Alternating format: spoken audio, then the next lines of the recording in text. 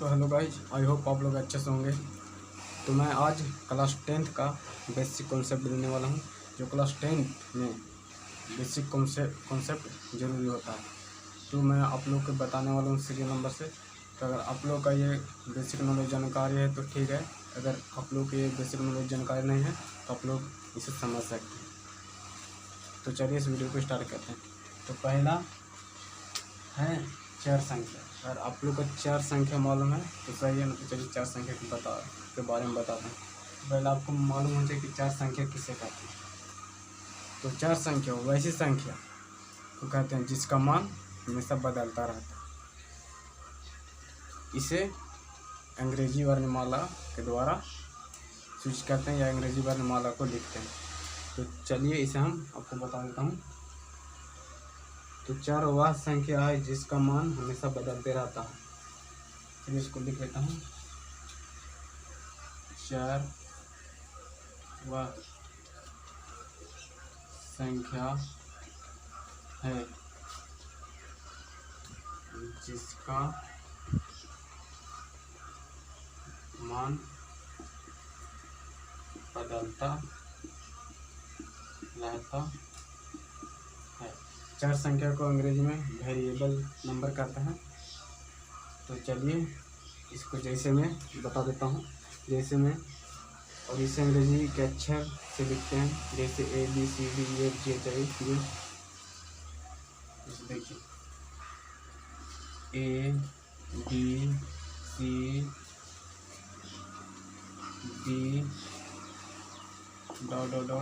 .E Z। तो अंग्रेजी अक्षर को ही चार राशि कहते हैं। तो आप लोग चार राशि समझ गए होंगे। चार राशि किसे कहते हैं। तो वैसे संख्या जिसका मान हमेशा बदलते रहता है। जैसे में x बराबर a, y बराबर x बराबर 24 भी आ सकता है, 26 भी आ सकता है, 27 भी। तो ये चार राशि है, x y z ABCD, ये सब चार राशि, क्योंकि इसका मान हमेशा बदलता रहता है। अगला है आप लोग के लिए अचर राशि। तो अगला है अचर राशि, कांस्टेंट नंबर। यहाँ संख्या भी लिख सकते हैं, अचर संख्या, ये यहाँ संख्या, यहाँ राशि भी लिख सकते हैं, उससे कोई दिक्कत नहीं है। तो अचर राशि, अचर राशि किसे कहते हैं। वैसी संख्या जिसका कभी मान नहीं बदलता। जैसे आप 1 2 3 4 5 6 7 1 से लेकर 100 तक गिनती को ही अचर राशि कहते हैं। तो उतना छोड़िए, शॉर्ट में याद रहे कि गिनती की संख्या को ही अचर राशि कहते हैं। इसको परिभाषा में लिख सकते हैं, वह संख्या जिसका मान कभी नहीं बदलता हो, इसे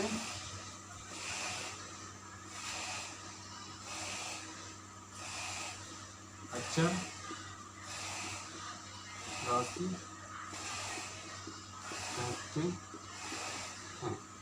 तो अचर राशि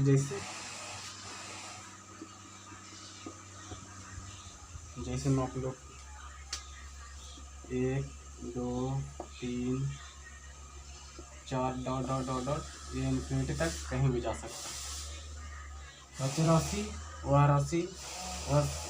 वह संख्या है जिसका मान कभी नहीं बदलता, उसे अचर राशि कहते हैं।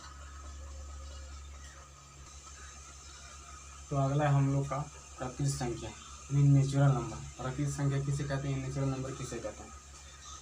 तो प्राकृतिक संख्या वैसी संख्या तो कहते हैं जो ये भी 1 से लेकर 100 तक इन्फिनिटी तक जाता है, उसे हम प्राकृतिक संख्या कहते हैं। यानी गिनती की संख्याओं को ही प्राकृतिक संख्या कहते हैं। जैसे 1 2 3 4 5 6 7 डॉट इन्फिनिटी तक, यही प्राकृतिक संख्या हुआ। इसको परिभाषा में कैसे लिखेंगे, देखिए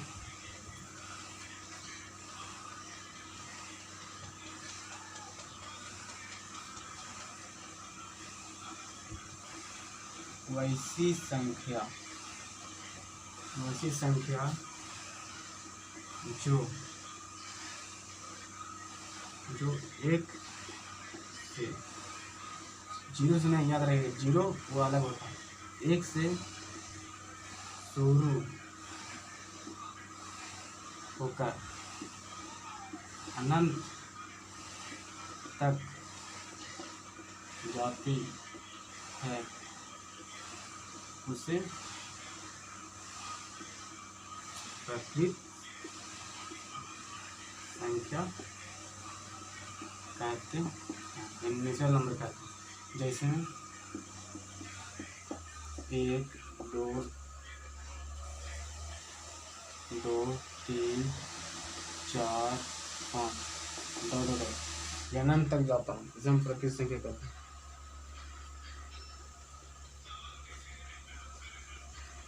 और इसे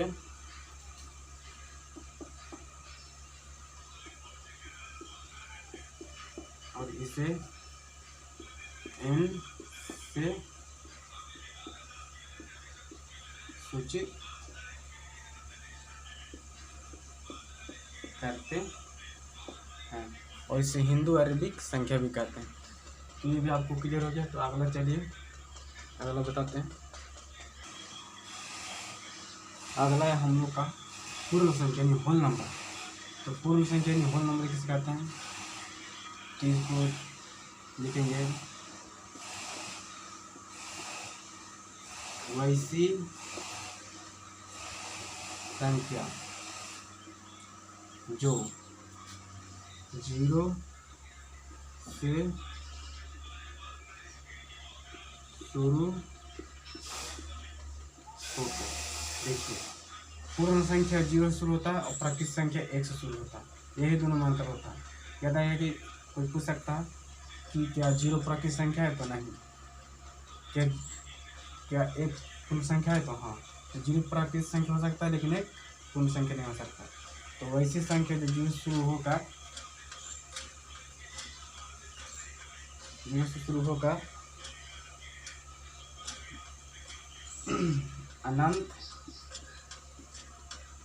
अनंत तक जाती है उसे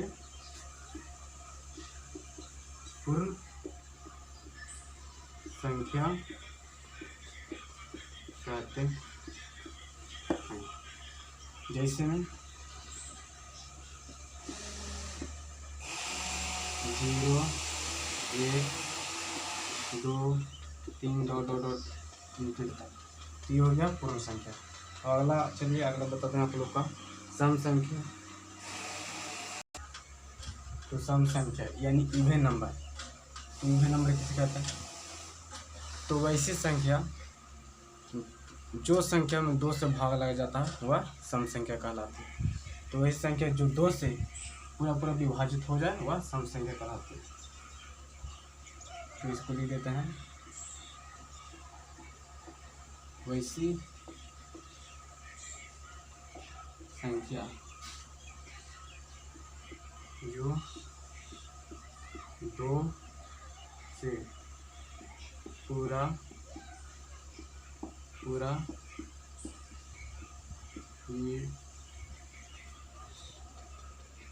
विभाजित या कर जाती है। दोनों का मतलब एक ही होता है, विभाजित हो उसे सम संख्या कहते हैं।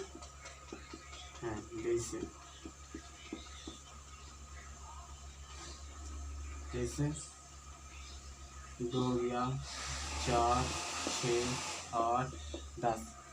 अगर हम ये 3 लेंगे, 3 2 से काटेगा, 2 का पारा में 3 आता है नहीं। अब देखिए 4 लेंगे, 4 का पारा में 2 का पारा में 4 आता है नहीं। तो वैसी संख्या जो 2 से पूरी कट जाए, अर्थात ये भी याद रखें कि जिस संख्या के अंत में 0 2 4 6 8 हो वह 2 से पूरा विभाजित हो जाएगा। कोई भी संख्या क्लास में 0 2 4 6 8 होता है वह संख्या 2 से पूरा विभाजित हो जाता है। और सम संख्या वही संख्या जो 2 से पूरा विभाजित 2 से पूरा पूरा विभाजित हो उसे सम संख्या कहते हैं। तो आप लोग ये भी समझ गए होंगे। तो अगला है विषम संख्या, ऑड नंबर। चलिए विषम संख्या के बारे में बताते हैं। तो विषम संख्या, ऑड नंबर, वह संख्या जो 2 से ना विभाज्य, यानी ना विभाज्य या काटे, या ना काटे या ना विभाज्य, दोनों का अर्थ एक ही होता है। तो वह संख्या जो 2 से ना विभाज्य हो वो उसे विषम संख्या कहते हैं। जैसे 3, 5, 7, 9, 11 डॉट डॉट ऐसे बढ़ते जाएगा। 11 के बाद हो जाएगा 12, 13 हो जाएगा, 14, 15 हो जाएगा, 16, 17 हो जाएगा, इसी तरह से बढ़ते जाएगा। तो वह संख्या जो 2 से ना विभाज्य हो यानी ना काटे उसे विषम संख्या कहते हैं, ऑड नंबर कहते हैं। अगला है आप लोग का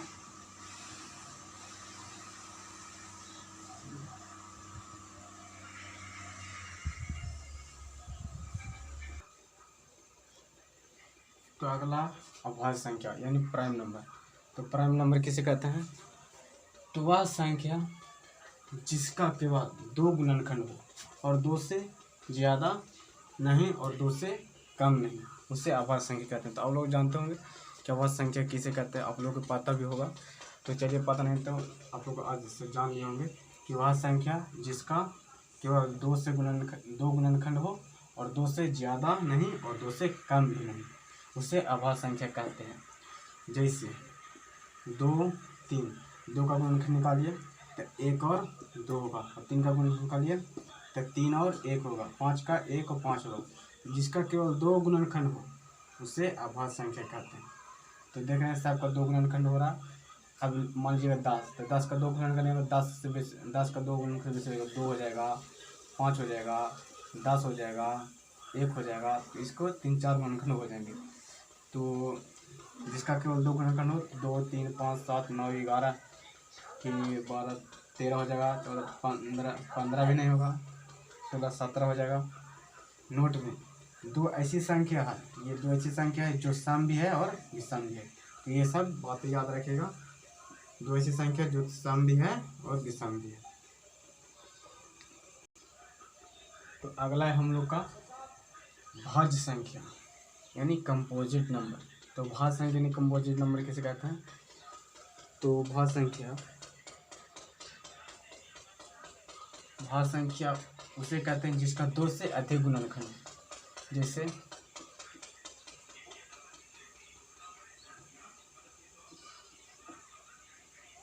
ये संख्या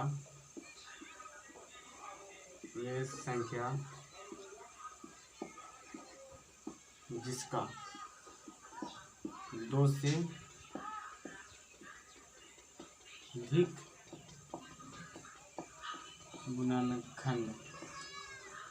अधिक गुणनखंड हो उसे भाज्य संख्या कहते हैं। तो भाज्य संख्या कंपोजिट नंबर वे संख्या जिसका 2 से अधिक गुणनखंड हो उसे भाज्य संख्या कहते हैं। जैसे में बहुत सारे हो जाएंगे, 2 हो जाएंगे, 4 हो जाएंगे, 8 हो जाएंगे, 10 हो जाएंगे, ये सब के 2 से अधिक गुणनखंड है। जैसे लिख लेता हूँ, जैसे 4, 6, 8, 10, 12 डॉट डॉट इसी तरह। ये नोट लिखे गए यहाँ पे आप लोग। एक ऐसी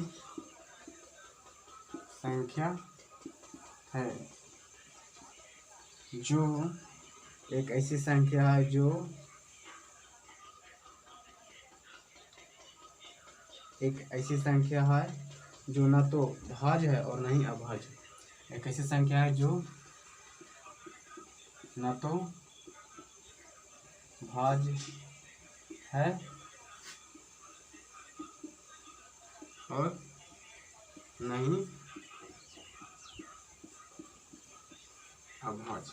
तो ये काफ़ी इम्पोर्टेंट है नोट नंबर 1 में। ये नोट नंबर पहले में लिखा 2 हो गया। तो एक ऐसी संख्या जो ना तो भाज्य है और नहीं अभाज्य। तो ये नोट कर लीजिएगा, काफ़ी इम्पोर्टेंट है, ऑब्जेक्टिव पूछता है ग्रुप डी की तैयारी में। सहभाज्य संख्या को प्राइम नंबर किसे कहते हैं? तो दो संख्याओं का जोड़ा जिसका HCF मतलब एलसीएम, हाईएस्ट कॉमन फैक्टर इसका फुल फॉर्म होता है, जिसका HCF एक होता है उसे सहअभाज्य संख्या कहते हैं। तो दो संख्याओं को जोड़ा जिसका HCF एक हो, याद रखिएगा HCF एक होता है उसे सहअभाज्य संख्या कहते हैं, अर्थात जिसका मासा एक हो।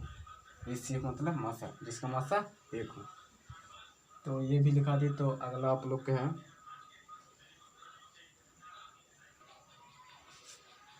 तो आप लोग देख रहे होंगे कि पूर्ण वर्ग संख्या, परफेक्ट स्क्वायर नंबर, वे संख्या जो किसी संख्या का